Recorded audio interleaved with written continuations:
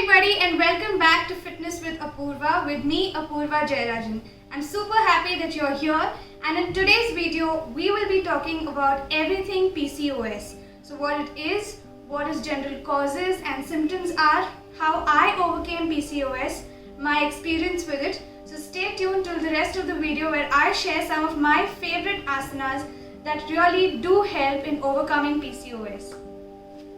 But before we begin, please don't forget to subscribe to my channel to keep supporting me, and also to click the notification icon so that you can be notified when I drop new videos. So getting back to our topic, let's talk about what PCOS is. PCOS or polycystic ovarian syndrome is a hormonal imbalance that is found in women of reproductive age. So that leads to conditions like not menstruating properly, the eggs from the ovaries are not being released at the proper time of the month.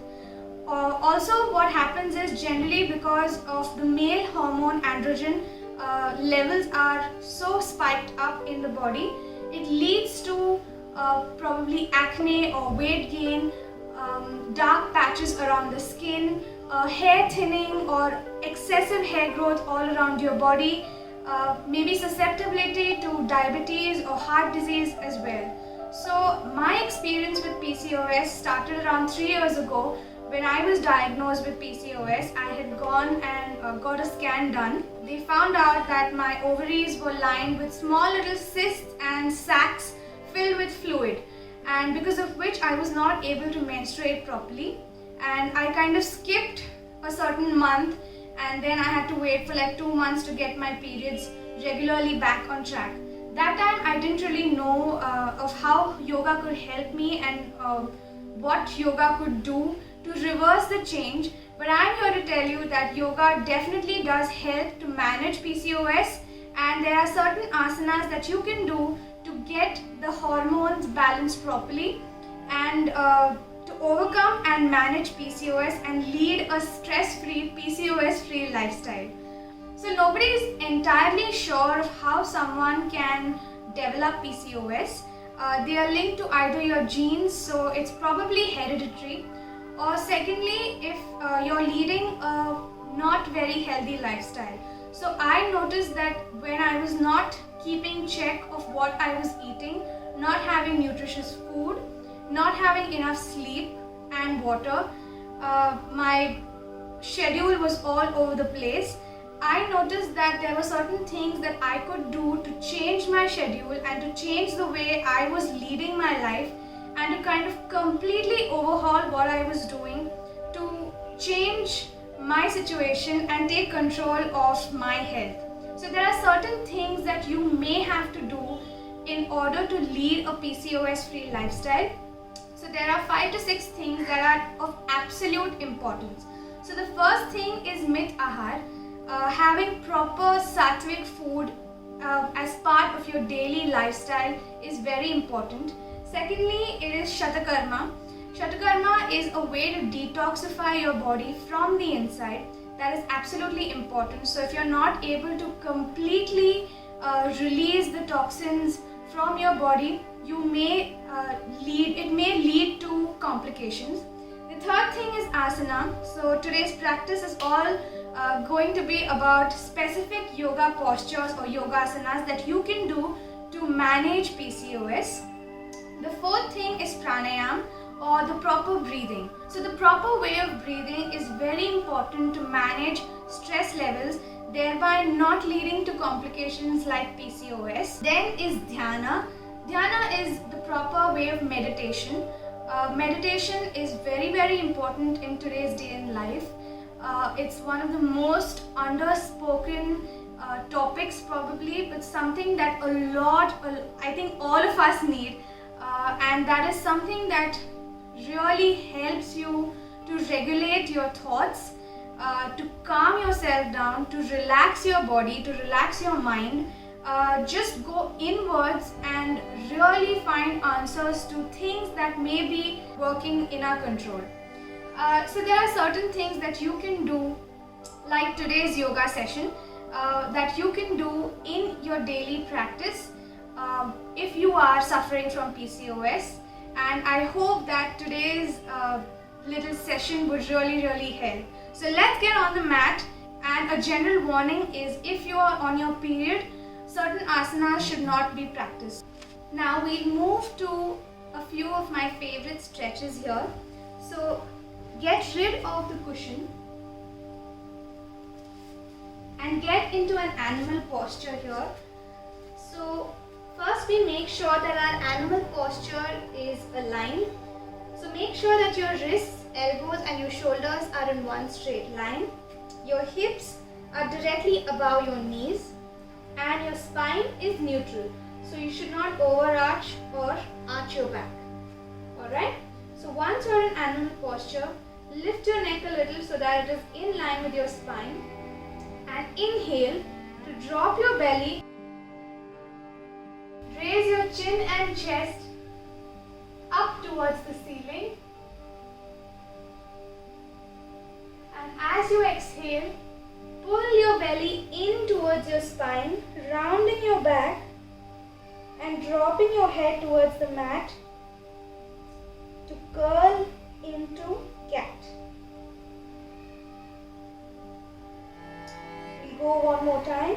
So drop your belly, raise your chin away from your chest and lift your chin up towards the ceiling as you inhale.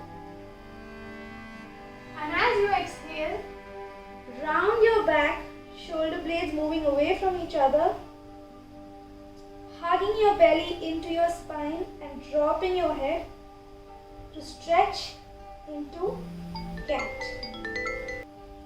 So from your Dandasana, we'll prepare ourselves to forward fold into Paschimottanasana.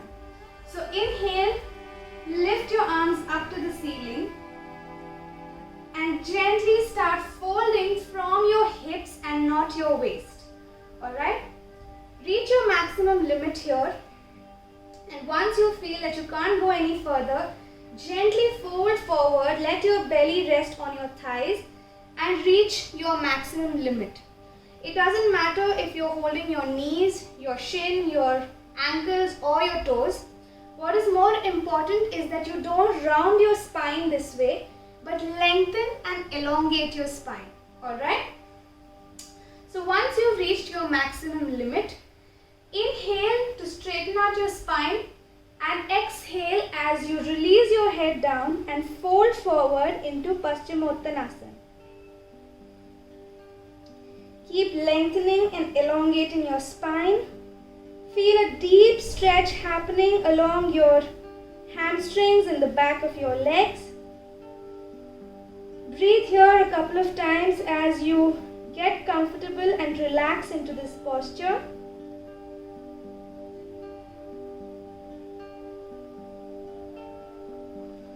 And once you want to release the posture, inhale to lift your arms up and get back into Dandasana. From there, get both your legs in, the soles of your feet touching each other.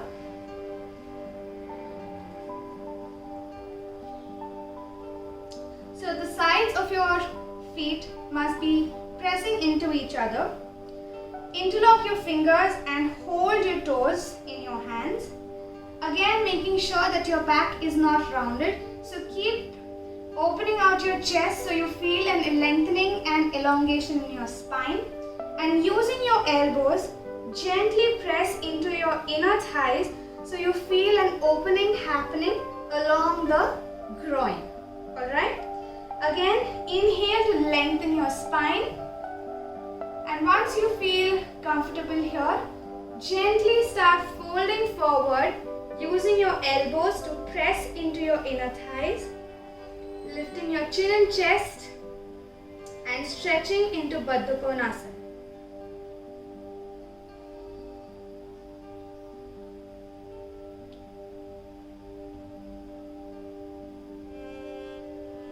Once you feel absolutely relaxed, inhale to release the posture. Gently get your knees in towards each other.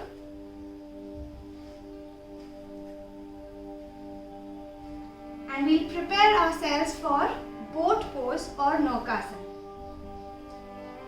So get your knees bent, your knees pointing up towards the ceiling. Your back remains straight, so try not to hunch over here. So keep pressing your belly in towards your spine and lift your chin and chest so that your back remains straight here. You can use your hands over your knees just to keep your core engaged. So how you engage your core is to slightly pull your belly, hug your belly in towards your spine. Alright, so place your hands on your knees and gently lean back into an angle. Alright, so it's going to take a lot of core strength here, and this is super for getting abs. So this move is one of my most favorite moves, boat pose. So we'll do a half boat pose first and then we'll ease into a full boat pose. Alright. So once you lean back, you already feel an engagement happening in your quads. Alright. So you can place your hands underneath your knees and holding that, using your core strength, lift one leg up so that your shin is parallel to the floor. Exhale and bring that down. Move to the other leg. So inhale, raise. And exhale to bring that back down. This time we'll move with one leg first. So inhale, right leg off the mat, shin parallel to the floor, and stay there as you lift your left leg and keep pressing your seat bones into the mat as you stay lifted into boat, assisted boat. So keep your hands here if you feel like it. But if you're up for a challenge, gently release your hands and stay connected to your belly as you can lift your body up into Naukasana. I'm already feeling a superb sweat going, so this is a complete workout for me. Stay here for as long as you feel comfortable, and once you feel ready to release the posture, get your arms right underneath your hips, place your legs back down and come back to your seated position. From your boat pose, lie down on the mat for bridge pose or Setu Bandhasan. So for Setu Bandhasan, make sure that the back of your spine is completely imprinted on the mat. So if you feel that the middle of your back is lifting up, press that back down on the mat so that your spine is flat down on the mat. Alright? So once you're here, you have to tilt your pelvic bone or tilt your tailbone towards the heels and get your heels as close to your butt as possible so that you're engaging the right muscles. Alright? Place your arms, palms down on the mat. Tuck your tailbone towards your heels. Engage your core here and lift your hips up towards the ceiling. You will feel a shift of weight happening into your shoulders.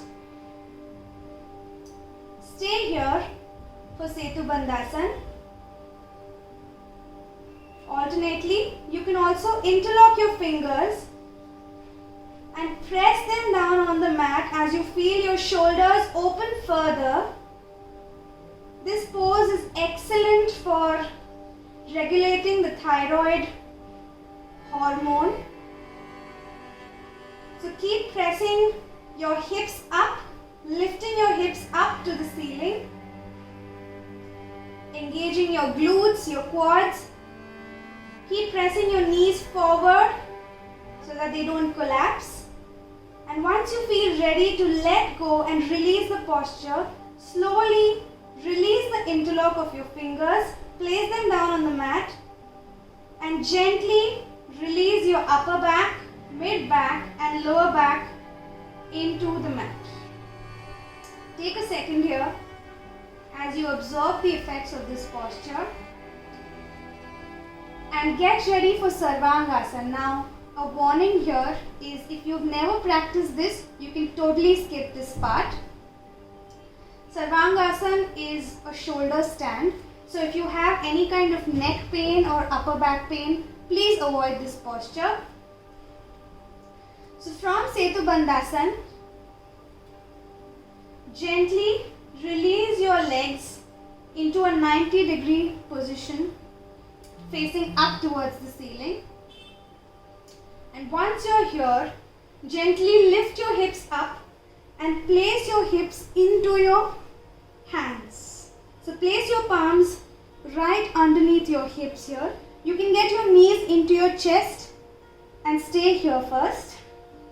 Gently, using your palms, slowly start shifting your palms along the back as you straighten your legs and use your hands to feel lifted, placing your palms along the lower back, then your mid back,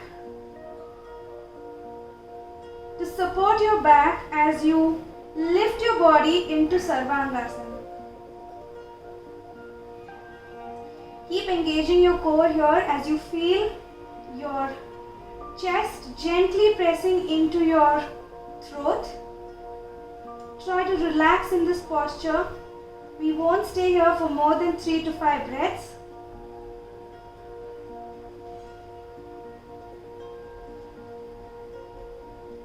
Keep pressing your hips forward so you feel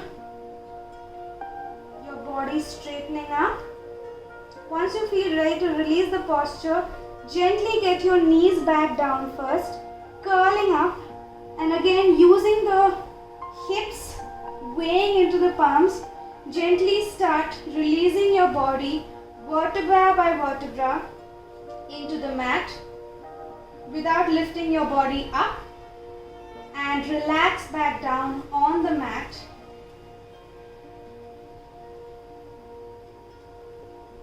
Take a moment here to absorb Sarvangasana.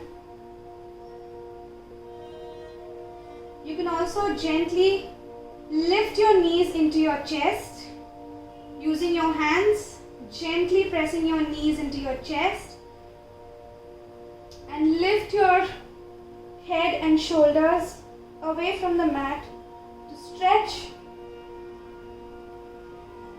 as you gently massage your back, so you can gently move from side to side here, just releasing any tensions in our lower backs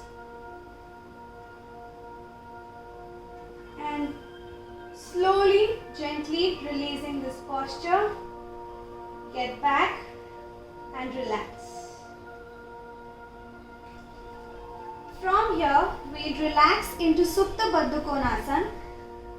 So again, using the same feet position for Baddha Konasana, just gently bend your knees and open them out as you let your soles of the feet meet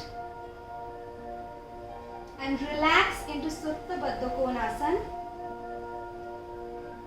This is an excellent stretch for your inner thighs. Relax your arms down on the mat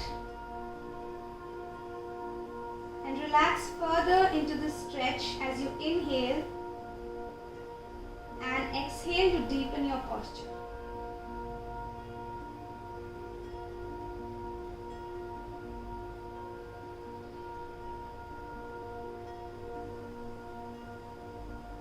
When you feel ready, gently open your eyes here.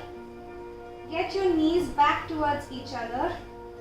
Hold your knees into your chest and rock up and down as you prepare yourself to get seated.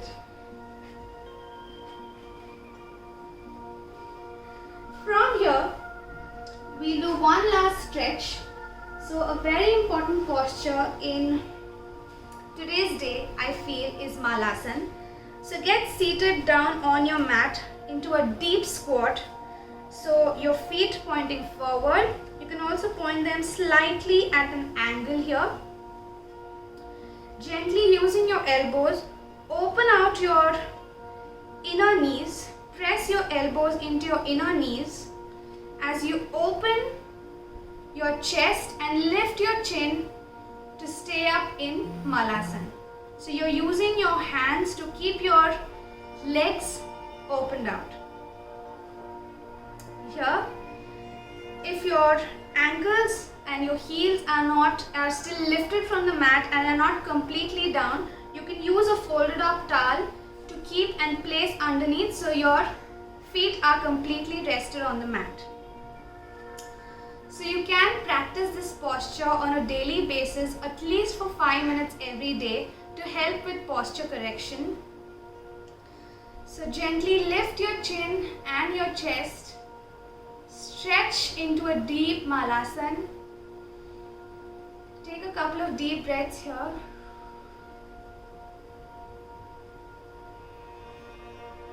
Straighten your spine.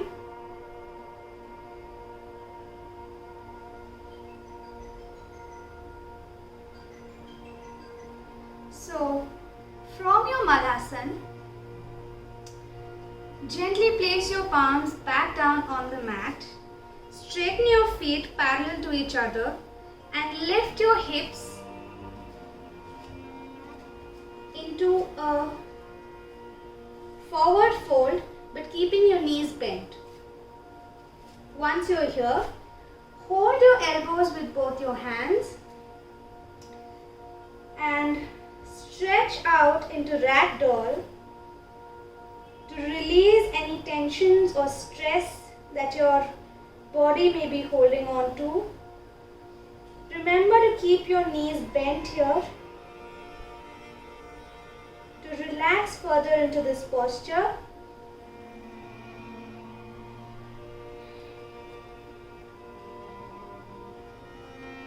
Gently, when you feel ready, place your palms back down on the mat and graze your body with your hands as you slowly roll up into a standing position, stacking your shoulders above your hips, straightening your spine vertebra by vertebra, and coming up to stand in Tadasana.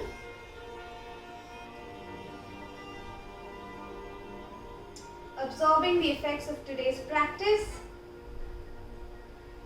Gently bring your palms to heart center. Letting your forehead gently meeting your hands.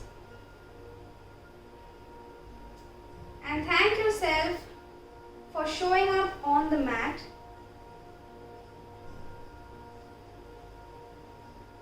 Open your eyes.